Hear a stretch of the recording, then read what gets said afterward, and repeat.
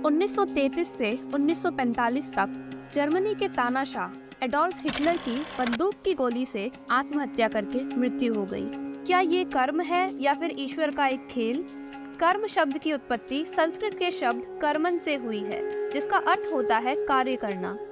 श्री परमहंस योगानंद के अनुसार कर्म लॉ ऑफ एक्शन या कार्य का नियम है, जो कि कॉज एंड इफेक्ट पर आधारित है, जिसका मतलब यह है कि हम कुछ भी कार्य करते हैं उससे एक प्रभाव उत्पन्न होता है और प्रभाव हमारे द्वारा किए गए कार्य पर निर्भर करता है।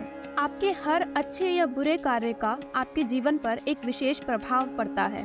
श्री परमहंस योगानंद ने यह भी कहा है कि कार्य करने से पहले आपको स्वतंत्रता है, लेकिन कार्य करने के बाद उस कार्य का प्रभाव आपका पीछा करेगा, चाहे आप उसे चाहें या नहीं। इसे ही लॉ ऑफ कर्मा या कार्य का नियम कहते हैं। अब करीब 60 लाख लोगों की हत्या के जिम्मेदार हिटलर ने खुद को गोली मारकर आत्महत्या कर ली। यह इसका स्पष्ट प्रदर्शन है, जैसा बोओगे वैसा काटोगे। हिटलर के अपने बुरे कर्मों ने उसे ऐसी स्थिति में पहुंचा दिया कि उसे खुद को गोली मारनी पड़ी। श्री परमहंस योगानंद के अनुसार आप उस दुनिया में काम करते हैं जहां आपके कर्म, आपकी अपनी पिछली गतिविधियों ने आपको पहुंचाया है, और जब तक हम अपने बुरे कर्मों को खत्म नहीं कर देते, हमें अपने बुरे कर्मों का फल भुगतना पड़ेगा।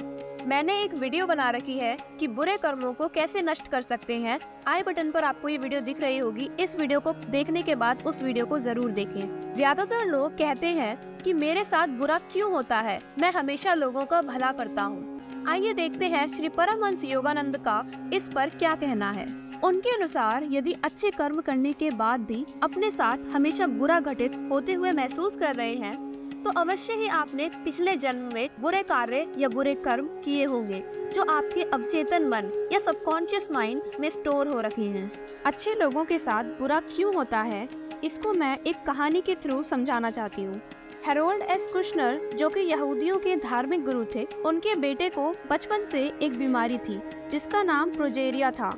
इस बीमारी में समय से पहले इंसान बुढ़ा होने लगता है। यह बीमारी 40 लाख बच्चों में से किसी एक बच्चे को ही होती है। इस बीमारी की वजह से कुशनर का बेटा 14 साल की उम्र में 80 साल का हो गया था और उसकी मृत्यु हो गई। इसी पर हेरोल्ड एस कुशनर ने एक बुक लिखी है। कुशनर ने भी यही सवाल रखा कि उन्होंने आज तक सबका अच्छा ही करा है और उनके बेटे ने कभी कुछ बुरा नहीं करा, तो उसके साथ ऐसा क्यों हुआ।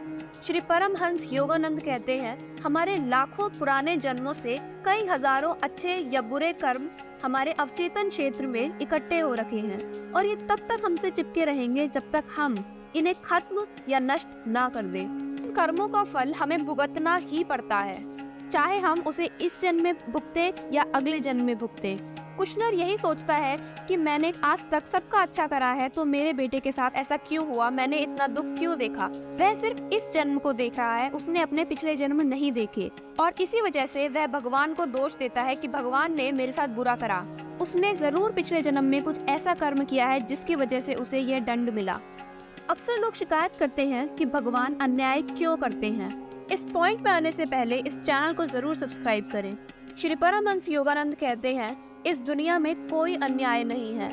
लोग अपने जीवन में आने वाले सभी दुखों और परेशानियों के लिए भगवान को दोषी मानते हैं। भगवान या किसी और को दोष ना दें। यदि आप किसी समस्या से पीड़ित हैं, तो आपने अतीत में समस्या का कारण बनाया है। अब तुम्हें इसे उखाड़ फेंकने का दृढ़ निश्चय करना होगा। रोग, असफलता, सफलता, असमानता, समानता, शीघ्र मृत्यु, दीर्घ जीवन, ये सब हमारे द्वारा अतीत में बोए गए कर्म के बीजों का परिणाम है। आपकी असफलता या बीमारी पिछले जन्मों के मूर्खतापूर्ण कार्यों से शुरू हुई, तो इसलिए आप अपने भाग्य के निर्माता स्वयं हैं।